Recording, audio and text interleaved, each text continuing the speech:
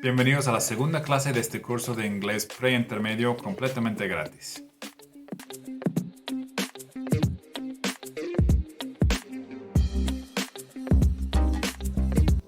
Como siempre les digo, subo una nueva clase cada lunes y jueves, así que suscríbete al canal para recibir notificaciones de cuando las estoy subiendo.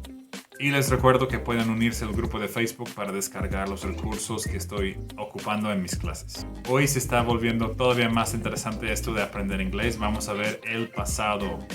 Ahora, el saber el pasado te abre muchísimas posibilidades en conversaciones y en lo escrito de inglés, ¿no? Para hablar de nuestras experiencias y lo que nos pasó. Entonces vamos a ver el pasado, los verbos regulares, los verbos irregulares y otra vez vamos a ver lo negativo y las preguntas. En estas primeras clases del nivel preintermedio vamos a estar más o menos siguiendo el mismo patrón. Vamos a ver un tiempo y luego en su forma negativa y su forma de preguntas. Pero primero vamos a ver cómo formar el pasado en inglés, los verbos regulares y los verbos irregulares, okay? So first, we're going to learn regular verbs and irregular verbs and how to make them, how to form them in English, okay? So, in Spanish, in preterite, you have 5 different conjugations, okay, that I have to learn. Tienen 5 conjugaciones diferentes en español que yo como extranjero tengo que aprender, ¿no? So you have trabajé, trabajaste, trabajó, trabajamos y trabajaron, okay, for work, for example, yeah? And for call, for example, in Spanish you also have 5, right? Llamé, llamaste, llamó, llamamos, llamaron. I have to remember 5 different conjugations for every single verb. Para cada verbo tengo que recordar 5. In English, it's just 1. Worked or called, okay? That's it. You have to remember 1 verb conjugation, but it's very, very, very important to include the subject, okay? In Spanish, it's possible to say trabajé sin decir yo, ¿verdad? Porque ya sabemos por cómo está conjugado que te refieres a yo. Yo trabajé o solo trabajé. Tú trabajaste o solo trabajaste, porque ya sé que trabajaste te refieres a tú. Otra vez regresamos a algo que vimos en básico, ¿no? En inglés, súper importante siempre incluir el pronombre. ¿Por qué? Porque si solo dices worked, no sé a quién te refieres. I, you, he, she, it. Tienes que incluirlo. So, the verb work, the original verb work, changes to ed, and it sounds like a T, worked, worked, and that's past. Call, in England, called, in America, called. So, in English, the regular verbs, it's normally adding an ed or adding a d, okay? Changed or visited, okay? The original verb change finishes with an e, so we only add a d. The original verb visit adds an ed, all right? Verbs like study, try, marry, and many more, minus a y plus ied. So try becomes tried, study, minus the y plus ied, studied. Marry, minus the y plus ied, married. Verbs like clap and shop and step, we double the consonant and we plus the ed. So stop is a double P, ed, right? Clap, double P, ed. Shop, double P, ed. There is a list of regular past verbs in the description. In the description, I put a list of regular past verbs. Regular verbs is pretty easy. Regular verbs is okay. The difficulty with regular verbs is the pronunciation, okay? The pronunciation. So there are 3 different ways to pronounce the ed ending of regular verbs. So we saw, for example, changed, changed, and then we have visited, id. So how do you know when to say t and when to say id? ¿Cómo saber cuándo se pronuncia como t y cuándo se pronuncia como id? Basically, there are 3 different ways for pronunciation. Id, t, or d, right? Id sound, t sound, or d sound, okay? The pronunciation depends on the sound at the end of the infinitive of the main verb. and whether it is voiced or not. Okay. A voiced sound is one that vibrates in your throat when you say it. Okay. La pronunciación en el pasado de esos verbos regulares depende del sonido al final del verbo en infinitivo. Okay. Que sí o no es voiced. Un sonido voiced es uno que vibra en tu garganta cuando lo dices, ¿ok? Ok, vamos a hacer el experimento. Ven la lista de verbos que está abajo. Quiero que pongan su mano en su garganta, ¿ok? Y mientras hablan pueden sentir que hay vibraciones, ¿no? Ahora, van a decir la palabra wish. Wish, desear. Wish. Wish. Cuando sale el último sonido del verbo, ¿se siente una vibración o no? Wish. No. Se siente con we, sí se siente una vibración aquí. Pero wish con sh no se siente una vibración aquí. Significa que no es voiced, ¿ok? Wish. ¿Qué significa eso? Que le vamos solo a agregar una t al final para pasado. Wished, wished, ¿ok? Sin embargo, tocando la garganta igual dices una palabra como love, love, love. Sí se siente una vibración cuando termina esa palabra. Entonces a ese le vamos a agregar el sonido d. Loved, loved, loved, loved. Muy parecido a la t de wished, wished, loved, loved. Eso es pasado. Y la última categoría es un verbo que ya termina con un sonido t o d, ¿no? Por ejemplo, la palabra hate, odiar. Hate. Vamos a poner nuestra mano en la garganta otra vez. Hate. Hey. Esa parte sí lo siento, ¿no? Hey, hey, hey. T. Con la t, no. Entonces le tengo que agregar un sonido id. Hated. Hated. ¿Ok? Aquí abajo tenemos unos verbos, ¿no? Y quiero que, tocando la garganta, digan esos verbos para saber si o no los pueden ubicar. Estarían aquí en verbos que terminan con el sonido t o d, como hate. Hate estaría aquí, ¿no? Hate, se le agrega un id. Hated. Es un verbo que termina en un sonido que sí se vibra en la garganta. Entonces le vamos a agregar d, ¿no? Como loved, loved, loved. O si es un verbo que termina con un sonido que no sea T o D y que no se siente en la garganta, le vamos a agregar una T. Como wished, wished. Ok, les voy a dar las respuestas. Here are the answers. So, need, hate, date, want. All of these finish with a T or a D sound, okay? Need is a D. Hate, date, want. Okay, these verbs finish with a t or a d, okay? T, d. Entonces le vamos a agregar id in the pronunciation. Needed, hated, dated, wanted. Infinitives that end in a voiced sound. Okay, so love. What other verbs do we have? Let's try with our hand on our throat. Live, live, live. Love, love. Enjoy, enjoy. Try, try. All four of them, you can feel the vibration here, right? So, lived, loved, enjoyed, tried. That's past, adding a D sound. And the others, shop, kick, wish, watch. These four sounds are unvoiced, and it's not a T or a D. So we're just going to add the T sound. Okay? Shopped, kicked, wished, watched. So like I said, the formation in writing and the formation with the regular verbs is pretty simple. Add an ED or a D, or minus the Y plus IED, times 2 a consonant plus ED. That's pretty easy. The complication is the pronunciation in the past, okay? Is it finishing with an id, a t, or a d? Okay, I need to decide which one when I'm speaking. Okay, but this is pronunciation.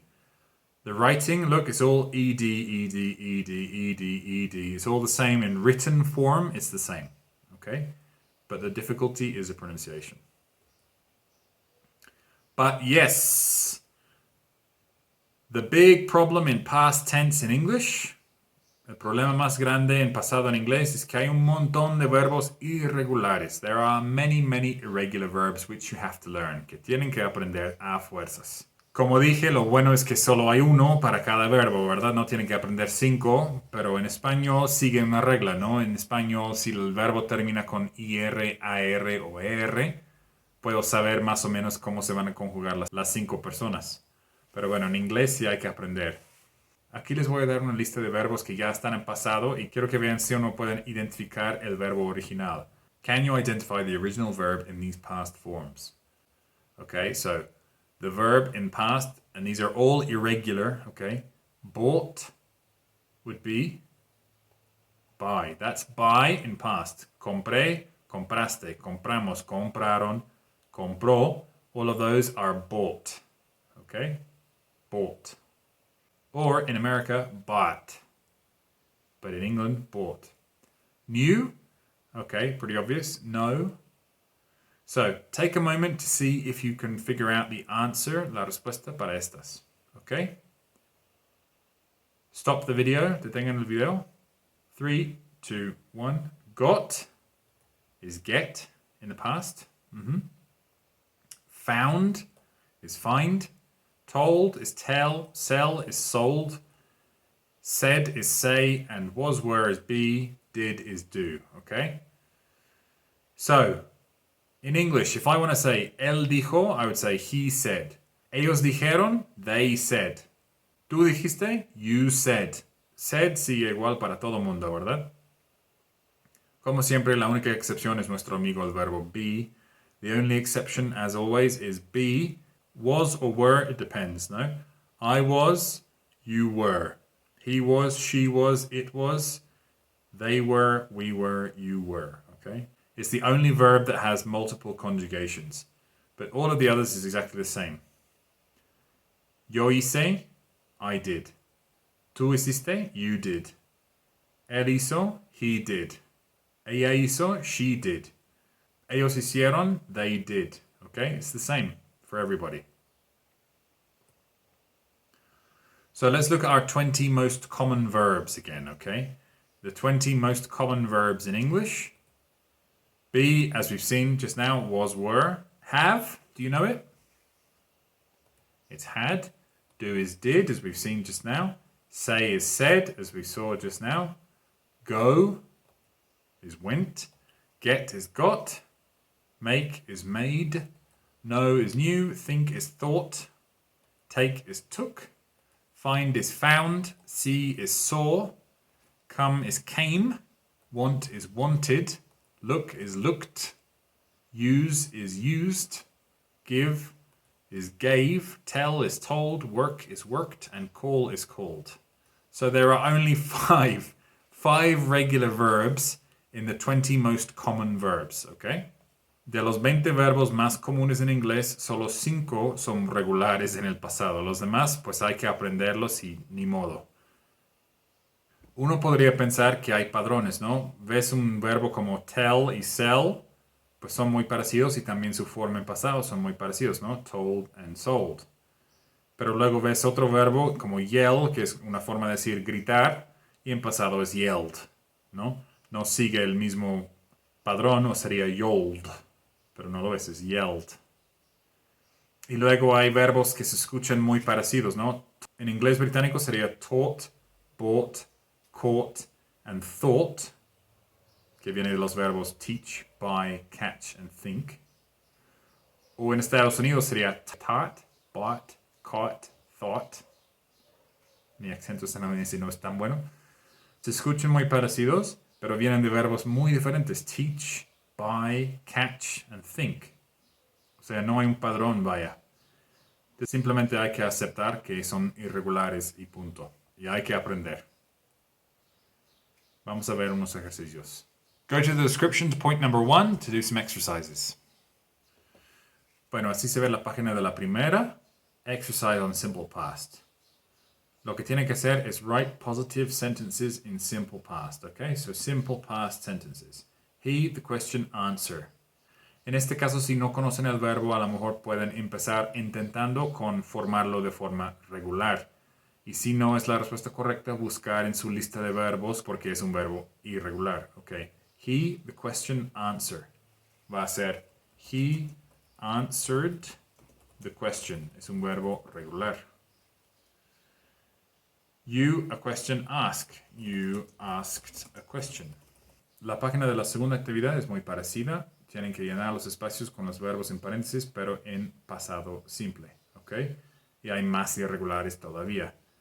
Last year I spent my holiday, pasé mis vacaciones en Irlanda, in Ireland. It was great. Era genial. Finish the activities and I'll see you in a moment.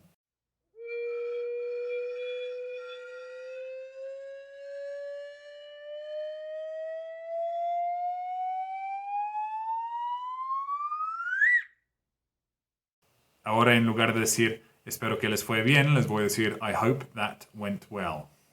I hope that went well. Vamos a pasar al siguiente tema que es past negative, ¿ok?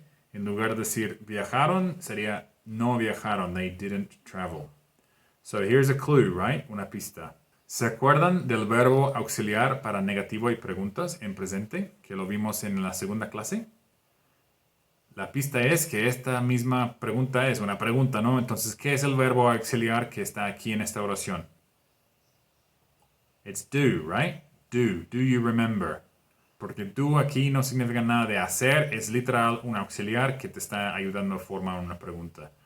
¿Te acuerdas? Do you remember the auxiliary verb? It's do.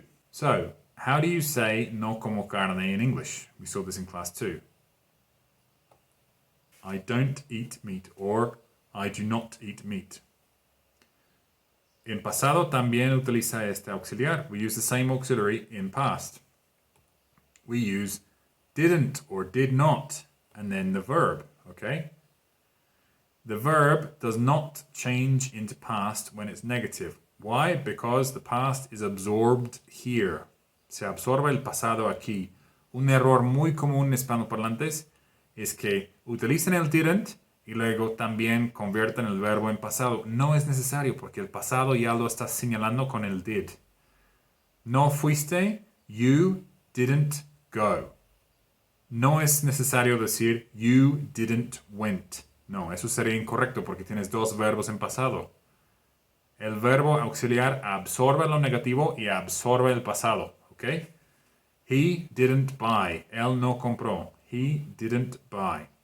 Nunca digas he didn't bought. Sería incorrecto. No fuimos, we didn't go. No fue ella, she didn't go. Mis papás no fueron, my parents didn't go, ¿ok? No lo vi, I didn't see it. No lo vio él, he didn't see it. No lo vimos, we didn't see it. Igual, el didn't y el did not es lo mismo para todo el mundo. Siempre tienen que incluir el pronombre de sujeto, ¿no? I didn't see it, he didn't see it, we didn't see it. Pero nunca digan I didn't saw it or he didn't saw it. It's not necessary, okay? Remember, it's not necessary porque sí es un error súper común. Y eso es todo lo que necesitas saber para hacer el pasado en negativo. La única excepción a esta regla, ¿cuál verbo creen que va a ser? What verb is going to be the exception? Yes, is be, okay? Be, remember that the exception for be was that it had two conjugations, right? Was or were. Well, English, be becomes wasn't or weren't, okay? We don't use didn't with be. I didn't be, no, I wasn't. ¿Por qué? Porque be ya es un auxiliar, okay? Be absorba el negativo, no necesitas un did para absorber lo negativo. Igual que en presente, no necesitas ocupar un auxiliar con el verbo be. Simplemente el verbo be absorba lo negativo. Was or were se cambia a wasn't or weren't. ¿Ok? Nunca pongan esto, he didn't was, no. or he didn't be. No, simplemente he wasn't. Pero para todos los demás verbos en inglés, didn't, did not. Y luego el verbo, sin poner el verbo en pasado. Súper sencillo, yo creo. Aquí tengo una lista de oraciones en afirmativo y quiero que los cambien a negativo, por favor. Por ejemplo, she went to the party. Went. Sabemos que esto viene del verbo go. Entonces va a ser didn't go. He broke. What's the verb? Broke my heart. Break. He didn't break. Okay, so look, it changes from past to present because the past is absorbed in the auxiliary verb, didn't. Yo sé que estás hablando del pasado porque veo el did, escucho el did, didn't go. She didn't go, no fue a la fiesta. Take a moment to finish the activity. Here are the answers, 3, 2, 1. Daniel didn't visit his grandparents. The bank took my house. The bank didn't take my house. We had a lovely time. We didn't have. So again, all of these verbs are changing from past to present, right? Had becomes have because the past is here. I hated you at school. I didn't hate. He was a good guy. He wasn't a good guy. My friends drank a lot of beer. My friends didn't drink a lot of beer. And we were together for a long time. We weren't together. So look at these two examples here. The verb to be is a bit different, right? It's a little bit different. The other verbs changes didn't and the verb in its original form. But the verb to be, there's no didn't, okay? It just absorbs the negative in the was or the were. Let's do some exercises. In the description, go to point number 2 to open the exercises. The first page looks like this. We have affirmative and negative sentences, okay? Drink. So affirmative is drank. He drank coffee. Negative, he didn't drink. Okay? He didn't drink. The other activity looks like this. So you have to complete the sentences in negative form. It should be pretty easy. Debe ser más o menos fácil. But be careful. Ten cuidado con verb be, right? It's going to be a little bit different to the other ones. But the rest of them should be easy. He played handball would be he didn't play. He didn't play handball, okay? So identify the verb and put didn't and the verb in original form. Susan waited. Susan didn't wait. Okay? Like I said, just be careful with be, okay? Finish the activities and I'll see you in a moment.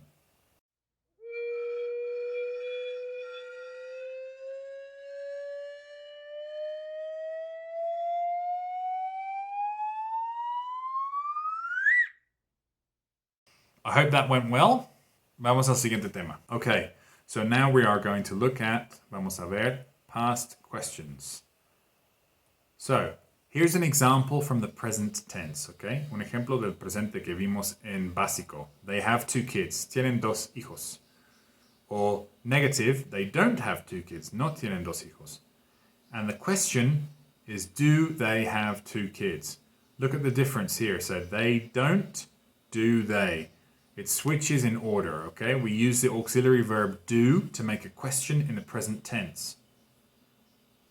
So, looking at this example of how to form a question, how do you think a question is formed in past? ¿Cómo creen entonces, viendo el ejemplo del presente, cómo creen que se forma una pregunta en pasado? Si pensaste que tenía que ver con el auxiliar, tienes muchísima razón. Veamos el primero. My parents went to Greece. Mis papás fueron a Grecia. My parents didn't go to Greece. Mis papás no fueron a Grecia. La pregunta con el auxiliar sería, did my parents go to Greece? ¿Fueron mis papás a Grecia? Otra vez, el auxiliar absorba todo lo pasado. Go en su forma original, como en el negativo, ¿no? Didn't go. Aquí está el pasado. Did my parents go to Greece? So, for the next one, para la siguiente, the students had homework. The students didn't have homework. ¿Qué sería la pregunta? What would the question be? 3, 2, 1. Did the students have homework? Did, absorbing the past. Did the students have? Did have. Did the students have homework? Next one. The Bulls lost the game. The Bulls didn't lose the game. The question would be, did the Bulls lose the game?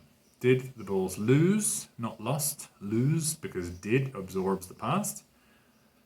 We were best friends. We weren't best friends. Now this is the verb be, so it's a little bit different. Remember, be does not use an auxiliary verb. So how do you make a question? ¿Cómo forman la pregunta con be? Were we best friends? Okay, we were best friends. We weren't best friends. Were we best friends? There's no did here. It's not necessary with be. Be does not use the auxiliary verb did. So the formula is this. Did plus a subject plus a verb plus a complement. Okay, did my parents go? Did my parents go to Greece? Remember, that's except be, okay? So another example. Did the Bulls lose the game, right? I can answer with a yes. Yes, they did. Yes, they lost the game. Or I can say, no. No, they didn't. No, they didn't lose the game. Okay? Here, there's no auxiliary, so I'm going to put the verb in past. Yes, they lost. No, they didn't lose. Okay, look at the difference here. Affirmative, negative, question. Affirmative, negative, question, right? Did the Bulls lose? Yes, they lost. Did the Bulls lose? No, they didn't lose.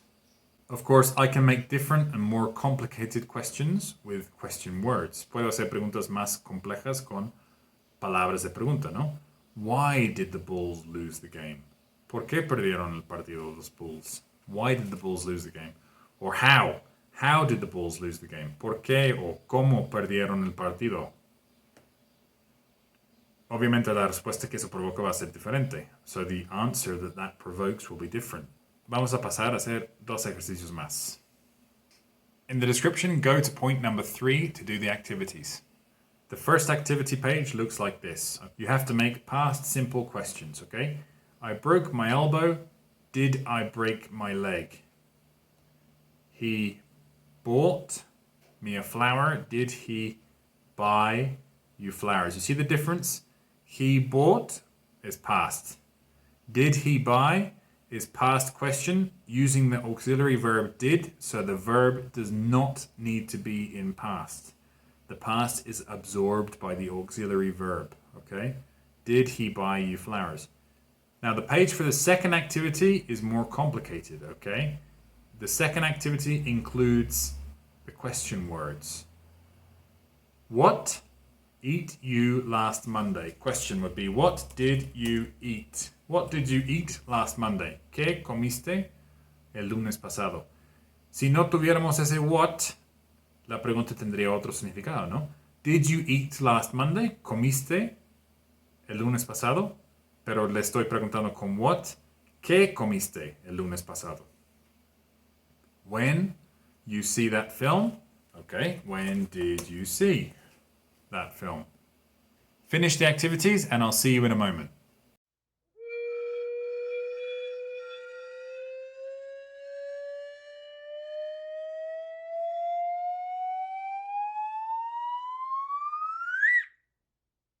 I hope that went well. So that's everything. We've seen past regular verbs like walked and how the pronunciation is different depending on the original verb. We've also seen irregular verbs like went or bought or told. We've seen the negative form, didn't, plus the verb in the original form. And we've seen the questions with did, right? Did you go? Did you see? Did you have? Now let's do a song time. Vamos a hacer un song time. This is a very famous song from 2000. It's Stan by Eminem, okay? It's very, very complicated song, but it has a lot of examples of past, okay? So, take a moment to search for all of the verbs in past tense, okay?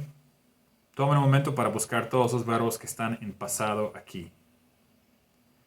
Here come the answers, así que detengan el video. Stop the video because here are the answers. 3, 2, 1. Ok, si no conocen la canción, Stan es un hombre que está obsesionado con Eminem y le está escribiendo una carta, ok? Entonces, eso es el contexto. Stan le está escribiendo a Eminem, que también se conoce como Slim Shady. Entonces dice, Dear Slim, querido Slim, I wrote you, but still ain't calling. Te escribí, pero todavía no me estás llamando. Ain't calling, you ain't calling. Ain't es muy informal y está mal escrito. Calling sin G, pero bueno. I left my cell, my pager, and my home phone at the bottom. Dejé mi número de celular, mi pager, mi beeper, que estamos hablando del año 2000, and my home phone y el teléfono de mi casa. Al final de la carta, the bottom, I left, lo dejé. I sent 2 letters back in autumn, you must not have got them. I sent, mandé 2 cartas en el otoño pasado, you must not have got them. Debes no haberlos recibido. Esta forma es muy informal, como para rimar, pero bueno, ahorita los explico. There probably was, a lo mejor había, there probably was a problem, un problema, in the post office, en los correos, o algo, en something. Sometimes I scribble addresses too sloppy when I jot them. A veces dibujo o escribo las direcciones muy mal. Sloppy es como descuidado, muy mal, cuando los escribo. Jot es como escribir, pero de forma de notas. Scribble también es como escribir o puede ser dibujar, pero de una forma muy como mal hecho, ¿no? O sea, sin control. Entonces a veces escribo mal las direcciones. But anyways, pero como sea, fuck it, que en este caso es como, pero como quiera, no importa. What's been up? ¿Qué ha pasado? Hombre, ¿cómo está tu hija? Man, how's your daughter? My girlfriend is pregnant too. Mi novia también está embarazada. I'm about to be a father. Voy a ser papá. If I have a daughter, si tengo una hija, adivina qué le voy a llamar. Guess what I'm gonna call her? I'm gonna name her Bonnie. Le voy a llamar Bonnie. Todo esto que está subrayado, ahorita lo voy a explicar. I read about your uncle Ronnie too, I'm sorry. Leí sobre tu tío Ronnie también, lo siento. Esto es muy informal, dice, yo tuve un amigo que se mató. Yo tuve un amigo matarse, que es un poco extraño, pero bueno. Yo tuve un amigo matarse over some bitch, por una perra que no lo quería, who didn't want him. I know you probably hear this every day, but I'm your biggest fan. Yo sé que a lo mejor escuchas esto todos los días, pero yo soy tu fan número 1. I even got, hasta tengo las cosas que hiciste cuando no eras famoso, underground, por debajo de la tierra dice que no famoso. I even got the underground shit that you did with Scam, lo que hiciste con Scam, did. Tengo un cuarto lleno de pósteres y fotos de ti, hombre. Me gusta también la cosa, the shit, the stuff you did with Raucus. Me gusta también lo que hiciste con Raucus. That shit was fat. Fat en este caso significa como chido. 3 veces se refiere a shit aquí como la material que existe, ¿no? Es como una manera chida o de la calle decir, o callejera de decir lo que existe. Como sea, espero que recibes esto, hombre. Contéstame. Anyways, I hope you get this, man. Hit me back. Solo para hablar, just to chat. Truly yours. Atentamente, your biggest fan, tu fan número 1. Esto es Stan. This is Stan. Ven que ya en pre-intermedio estamos viendo canciones más complicadas, ¿verdad? Ya estamos viendo hasta un rapero. Ok, lo primero que está subrayado, not have gotten, should be, you must not have gotten them. Supongo que no las has recibido. You must not have gotten them. Es muy complicado, lo vamos a ver después. What's been up, what has been up is present perfect, and how's your daughter? Present simple, ok? Vamos a ver la diferencia entre present perfect y present simple en la clase que entra. We have 2 examples of I'm, que significa I'm going to, que es futuro, pero una forma muy informal, mal escrito, pero pues comúnmente dicho. I'm a caller, I am going to call her, I am going to name her Bonnie. I've got and I've even got, de hecho significan tengo o hasta tengo, ¿ok? Got obviamente es un verbo en pasado, entonces podrías pensar I've got or I've even got, que es algo que conseguí. Pero no, el significado en inglés informal es I have. I've got, I have. I've even got, I even have. ¿ok? Se refiere al presente. Es un poco complicado, ¿verdad? Esta canción. Pero bueno, eso es lo que quiero ir haciendo, ¿no? Cada vez que aprendemos un nuevo tiempo, como pasado, every time we learn a new tense, like past, take an example from popular culture. Vamos a ver un ejemplo de la cultura popular y ver ejemplos de los verbos, ¿no? And look at some of the examples in the verbs. Bueno, ya fue todo lo que yo quería ver en esta clase. Como siempre, en la descripción hay una pequeña prueba, examen, para ver si o no entendieron bien los temas de la clase de hoy. Y les pido de una vez más que se suscriban al canal para recibir notificaciones de cuando estoy subiendo mis videos. Por último, menciono, como siempre, que el grupo de Facebook es donde pueden encontrar la presentación que utilicé hoy y todos los materiales demás. Ok, thanks. See you next class.